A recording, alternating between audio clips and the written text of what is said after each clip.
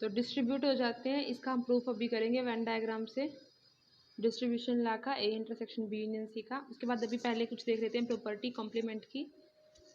Complement में क्या है कि कॉम्प्लीमेंट लाज कुछ हैं। कॉम्प्लीमेंट क्या होता है कि ए का कॉम्प्लीमेंट मीन्स यू माइनस ए, या फिर पूरे यूनिवर्सल सेट में से हम सिर्फ वही एलिमेंट लेते हैं जो ए में नहीं है, तो उसको क्या दिखाते हैं, ए कॉम्प्लीमेंट। जैसे कि यहाँ पे साइड में वेन डायग्राम बना हुआ है, पूरा यू है, ए इसके अंदर है, तो ए कॉम्प्लीमेंट कौन सा होगा, ए के छोड़कर पूरा का पूरा जो यू बच जाता है वो क्या रहता है आपका, ए कॉम्प्लीमेंट रहता है। कॉम्प्लीमेंट लास्ट क्या होते हैं कि अगर ए की यूनियन करते हो ए डैश के साथ, यानी कि ए कॉम्प्लीमेंट के साथ, ए को भी ले लो और ए डैश को भी ले लो। अब देखो ए और ए डैश दोनों को पूरे को लेके क्या बन रहा है, पूरा यू बन रहा है, तो ए यूनियन ए डैश क्या होता है, यू होता है। ऐसे ही ए की इंटरसेक्शन करे ए डैश के साथ, तो आप देख सकते हो कि ए और ए इंटरसेक्शन में कोई भी एलिमेंट कॉमन नहीं है, ए बीच में है और ए डैश सारे वो एलिमेंट्स हैं जो साइड में बाहर हैं। दोनों के इंटरसेक्शन में क्या आएगा, कोई एक सिंगल एलिमेंट भी नहीं आएगा, तो क्या आएगा इसका आंसर, 5 आएगा, यानी कि एम्प्टी सेट आएगा। उसके बाद डी मॉर्गन्स लॉ है, उसके अकॉर्डिंग क्या है कि अगर आप ए यूनियन बी करते हो, कोई भी दो सेट है ए यूनियन बी, उस पूरे का कॉम्प्लीमेंट करते हो तो वो इक्वल रहता है ए के कॉम्प्लीमेंट के इंटरसेक्शन बी के कॉम्प्लीमेंट के।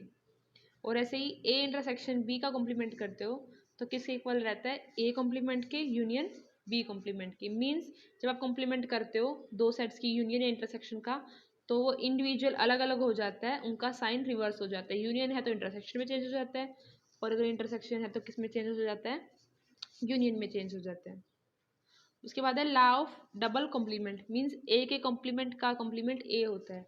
जैसे ए का कॉम्प्लीमेंट लोगे तो बाहर वाला सेट आएगा, इसका कॉम्प्लीमेंट लोगे तो दोबारा अंदर वाला आएगा। मीन्स जो सेट हमने लिया था वही आपके पास दोबारा आ जाता है, यानी कि ए कॉम्प्लीमेंट का कॉम्प्लीमेंट डबल कॉम्प्लीमेंट क्या होता है, सेम सेट के इक्वल ही होता है। उसके बाद है जो फाई है, फाई का जो कॉम्प्लीमेंट होता है वो यू के इक्वल होता है, यानी कि यूनिवर्सल सेट, यानी कि कुछ भी नहीं है, फाई क्या एम्प्टी सेट है, कुछ भी नहीं है। उसका अगर उल्टा देखो तो क्या आएगा, सब कुछ आएगा, यानी कि यूनिवर्सल सेट आएगा। ऐसे ही यूनिवर्सल सेट का कॉम्प्लीमेंट मीन्स अगर यूनिवर्सल सेट है, पूरा का पूरा सारा सारा सेट आपके पास यूनिवर्सल सेट है, उसका कॉम्प्लीमेंट देखना है। अगर पूरे में से पूरे का ही उल्टा लेना है तो क्या बचेगा, कुछ भी नहीं बचेगा, यानी कि एम्प्टी सेट बचेगा। तो क्या होगा, फाई आएगा यू का कॉम्प्लीमेंट।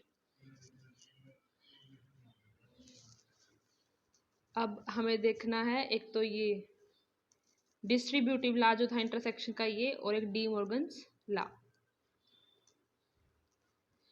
ये जो डिस्ट्रीब्यूटिव थी आपके पास प्रॉपर्टी वो देखते हैं पहले। A intersection B union C is equals to A intersection B union A intersection सी।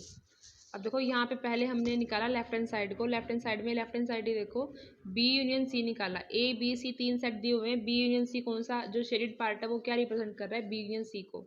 हमने बी को पूरा कवर कर दिया है, सी को पूरा कवर कर दिया है, तो ये क्या रिप्रेजेंट कर रहा है, बी यूनियन सी को। फिर लिया है ए के साथ इंटरसेक्शन, कि बी यूनियन सी का ए के साथ इंटरसेक्शन लेंगे तो कौन सा वाला पार्ट आएगा, ये वाला पार्ट आएगा जो शेडेड पोर्शन में दिख रहा है। सेकंड फिगर जो है ये फर्स्ट है, सेकंड फिगर में दिख रहा है A intersection B union C. So this is how left side हमने इतनी एवेल्यूएट कर ली कि इतना आंसर आया है। अब उसके बाद जो राइट हैंड साइड है उसको देखो, A intersection B union A intersection C. पहले निकाला हमने A intersection B, A intersection B का शेडेड पार्ट ए और बी में जो कॉमन पार्ट आता है वो शेडेड किया हुआ है, तो ये आ गया आपके पास ए इंटरसेक्शन बी। ऐसे ही निकाला ए इंटरसेक्शन सी, जो ए वाला गोला है और सी वाला गोला उसमें जो कॉमन पार्ट था उसको शेड किया, तो वो क्या आ गया, ए इंटरसेक्शन सी। अब क्या करना है, हमको दोनों का यूनियन करना है। जो थर्ड फिगर और फोर्थ फिगर है उन दोनों का यूनियन जो करोगे, मीन्स उन दोनों एलिमेंट का जब यूनियन करोगे आपके पास कौन सी फिगर आएगी, फिफ्थ फिगर आएगी, A intersection B union A intersection C, जो ये वाला पार्ट है। अब देखो जो सेकेंड फिगर है और जो फिफ्थ फिगर है दोनों सेम है, दोनों सेम ही आई। हमने एक इस तरीके से इवेल्युएट किया, दूसरे को दूसरे तरीके से इवेल्युएट किया, लेकिन फिगर क्या आई है आपके पास, सेम आई है। तो यहाँ से क्या होता है कि A intersection B union C किसके इक्वल होता है, A intersection B union A intersection C के इक्वल होता है।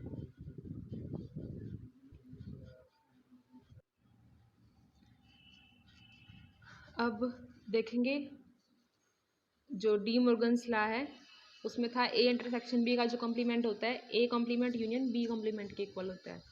अब लेफ्ट हैंड साइड में देखो, पहले हमने निकाला A intersection B, A intersection B जो शेडेड पोर्शन है, ब्लू पोर्शन है, वो क्या शो कर रहा है, ए इंटरसेक्शन बी को शो कर रहा है। फिर हमने लेफ्ट हैंड साइड में ही ए इंटरसेक्शन बी का कॉम्प्लीमेंट लिया, मीन्स पूरा यूनिवर्सल सेट में सारे एलिमेंट सिर्फ इसको छोड़ के, तो जो ब्लू शेड रीजन है वो क्या शो कर रहा है, ए इंटरसेक्शन बी का कॉम्प्लीमेंट।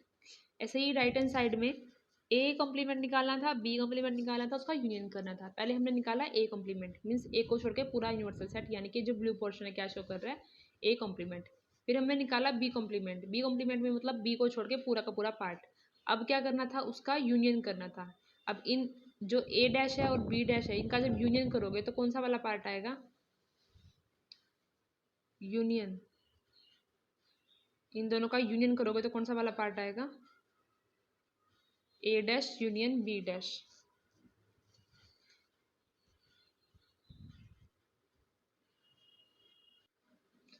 ए डैश यूनियन अगर बी डैश करोगे तो कौन सा वाला पार्ट आएगा, बीच वाला पार्ट आएगा। क्यों, क्योंकि देखो ऊपर वाला पार्ट या तो आपका ए डैश में हो एलिमेंट या बी डैश में हो, तो कहाँ कहाँ होना पड़ेगा उसको, हर जगह पे होना पड़ेगा, सिर्फ बीच वाले पार्ट को छोड़ के। क्योंकि बी का जो लेफ्ट पार्ट है बी माइनस ए वाला, वो इसमें कवर हो गया, ए माइनस बी वाला पार्ट इसमें कवर हो गया, लेकिन इंटरसेक्शन वाला पार्ट दोनों में ही नहीं है, तो सिर्फ वो वाला पार्ट को छोड़ के बाकी सारा वाला पार्ट इसमें आ जाएगा ए डैश यूनियन बी डैश में। तो यहाँ से देखो जो लास्ट फिगर बनी है ए इंटरसेक्शन बी डैश की और ए डैश यूनियन बी डैश की, दोनों के दोनों सेम फिगर आई है। मीन्स यहाँ से आप क्या बोल सकते हो कि A intersection B dash equal होता है A dash union B dash के। This is our De Morgan's law. अब दूसरा वाला भी देख लेते हैं, ऐसे दूसरे वाले को कर सकते हो, A union B dash is equals to A dash intersection B dash.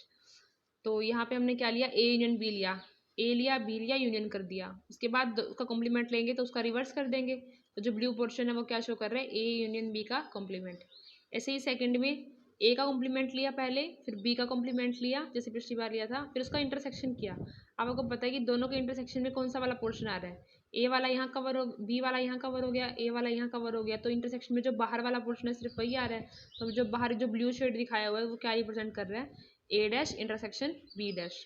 तो यहाँ से जो लास्ट फिगर आई है दोनों की सेम आई है। मीन्स यहाँ से आप क्या बोल सकते हो, A union B dash is equals to A dash intersection B dash है। तो ये जो सेकंड पार्ट था डी मॉर्गन्स लॉ का, ऐसे ही वेन डायग्राम से आप प्रूव कर सकते हो। अब कुछ एग्जांपल्स करते हैं कॉम्प्लीमेंट के। जो यहाँ पे क्वेश्चन दिए हुए हैं उनमें हम यूनिवर्सल सेट क्या लेके चल रहे हैं, सेट ऑफ नेचुरल नंबर लेके चल रहे हैं। तो फर्स्ट क्वेश्चन में ये सेट दिया हुआ है x such that x is N even natural number. तो हमको ए कॉम्प्लीमेंट लिखना है, कैसे लिखेंगे, even natural number, universal set natural number है, नेचुरल नंबर में से हम लोग को किसको माइनस करना है, किसको सब्ट्रैक्ट करना है, इवन नंबर्स को। इवन नंबर्स को क्या करना है, हटाना है, तो क्या बचेंगे, सिर्फ ओड नंबर्स बचेंगे। तो जो ए कॉम्प्लीमेंट है क्या आएगा आपके पास, x is an odd, x such that x is an odd natural number. ऐसे ही नेक्स्ट जो दिया हुआ है A is equals to x such that x plus 5 is equals to 8। ये इक्वेशन को जो सेटिस्फाई करता है एक्स, वो सब इस ए में आते हैं। तो x plus 5 is equals to 8 है, तो एक्स किसके इक्वल हो गया, 3 के इक्वल हो गया। तो x such that x is equals to 3, ये आपका ए सेट दिया हुआ है। तो कॉम्प्लीमेंट क्या होगा इसका, पी एक्स कोई भी लो, बस एक्स 3 के इक्वल नहीं होना चाहिए। तो ए कॉम्प्लीमेंट में क्या आएगा, x such that x belongs to natural number such that x is not equals to 3, ये हो जाएगा। उसके बाद x such that x is greater than equals to 7, x कैसा हो, 7 से बड़ा हो या उसके इक्वल हो। तो कॉम्प्लीमेंट में क्या आएगा, उससे छोटा हो, उसका उल्टा ही करना है हमको। x belongs to natural number and x is strictly less than 7, वहाँ पे 7 इंक्लूड था इसलिए हमने यहाँ पे 7 एक्सक्लूड कर दिया, इक्वालिटी का साइन नहीं लगाया। फोर्थ पार्ट है कि x is a prime number. आपका जो यूनिवर्सल सेट है सेट ऑफ नेचुरल नंबर है और ए सेट दिया हुआ है x is a prime number. तो ए कॉम्प्लीमेंट में क्या आएगा, x x such that x is a natural number and x should be not a prime number और x should be a composite number. अब क्योंकि वन क्या होता है, प्राइम में इंक्लूड नहीं होता है, तो वन को हम क्या करेंगे, कॉम्प्लीमेंट में इंक्लूड कर लेंगे and x is equals to 1, दोनों कंडीशंस लिखते हैं। उसके बाद नेक्स्ट एग्जाम्पल है, let U is equals to 1 2 3 4 5 6 7 8 9 up to 9 दिया हुआ है, ए सेट दिया हुआ है 1 2 3 4, बी सेट दिया हुआ है 2 4 6 8। तो आपको निकालना है A complement, A union B का कॉम्प्लीमेंट, ए कॉम्प्लीमेंट का कॉम्प्लीमेंट और ए माइनस बी का कॉम्प्लीमेंट। तो पहले हमने निकाला ए कॉम्प्लीमेंट। ए कॉम्प्लीमेंट क्या होगा, यूनिवर्सल सेट जो भी है उसमें से माइनस कर दो ए को, यानी कि ए वाली जो टर्म्स है उसमें यू को यू में से माइनस कर दोगे तो आपके पास क्या आएगा, ए कॉम्प्लीमेंट। तो यू के एलिमेंट्स देखो, उसमें से ए वाले माइनस करो, 1 2 3 4 क्या क्या बचेगा, 5 6 7 8 9। So this will be equals to A complement. उसके बाद ए यूनियन बी का कॉम्प्लीमेंट निकालना है। पहले निकालो A union B. A union B में कौन कौन से एलिमेंट आएंगे, पहले कॉमन एलिमेंट एक बार लिखने हैं, बाकी सारे एलिमेंट लिखने हैं। तो 1 2 3 4 है, 2 4 6 8 है। कॉमन एलिमेंट है आपके पास यहाँ पे 2 और 4, तो 2 और 4 को एक ही बार लिखेंगे। तो ए यूनियन बी क्या बनेगा, 1 2 3 4 6 और 8। जब इसका कॉम्प्लीमेंट लिखेंगे तो क्या लिखेंगे, U minus A union B, यानी कि यू के जो एलिमेंट है उसमें से माइनस कर दो ए यूनियन बी के एलिमेंट्स को। तो यू के आपके 9 तक के एलिमेंट थे, उसमें से माइनस कर दो 4 6 8। तो आपके पास 1 2 3 4 6 8 को माइनस कर दोगे तो बचेगा 5 7 और 9। तो ए यूनियन बी का कॉम्प्लीमेंट क्या आएगा, 5 7 और 9 आएगा। नेक्स्ट आपको निकालना है ए कॉम्प्लीमेंट का कॉम्प्लीमेंट। पहले आपने निकाला ए कॉम्प्लीमेंट, ए कॉम्प्लीमेंट आप पहले निकाल चुके हो। फर्स्ट पार्ट में कितना आया था, 5 6 7 8 9। ए कॉम्प्लीमेंट के कॉम्प्लीमेंट का क्या मतलब होता है, यू माइनस ए कॉम्प्लीमेंट। तो U minus A complement will be equals to, U में से ए कॉम्प्लीमेंट की जो जो टर्म्स है उनको सब्ट्रैक्ट कर दो। तो कौन कौन से एलिमेंट्स बचेंगे, 5 6 7 8 9 को अगर रिमूव कर दें तो बचेंगे 1 2 3 4। तो ये कितना आएगा, 1 2 3 4 जो एलिमेंट है ए कॉम्प्लीमेंट के कॉम्प्लीमेंट में आ जाएंगे। अब जो 1 2 3 4 था वो ए के इक्वल था, ये हमने आज आइडेंटिटी करी थी कि ए कॉम्प्लीमेंट का कॉम्प्लीमेंट क्या होता है, ए के ही इक्वल होता है। तो वो भी प्रूव हो रहा है यहाँ से, बिल्कुल सही आ रहा है। फोर्थ है ए माइनस बी का कॉम्प्लीमेंट। ए माइनस बी का कॉम्प्लीमेंट, पहले ए माइनस बी निकालोगे। ए जो गिवन है 1 2 3 4, बी गिवन है 2 4 6 8। तो ए के वो एलिमेंट जो बी में ना हो, बी में कौन से एलिमेंट है, ए के 2 है और 4 है, तो बच गए कौन से, 1 और 3। तो ए माइनस बी में कौन से आएंगे, 1 और 3। तो ए माइनस बी का कॉम्प्लीमेंट मीन्स यू में से माइनस कर दो ए माइनस बी के एलिमेंट को। तो यू आपके पास 1 से लेकर 9 तक के एलिमेंट थे, उसमें से हटा दो 1 को और 3 को, तो कौन कौन से बचेंगे, 2 4 5 6 7 8 9। ये सारे एलिमेंट बच जाएंगे। ये क्या आएगा आपका ए माइनस बी का कॉम्प्लीमेंट।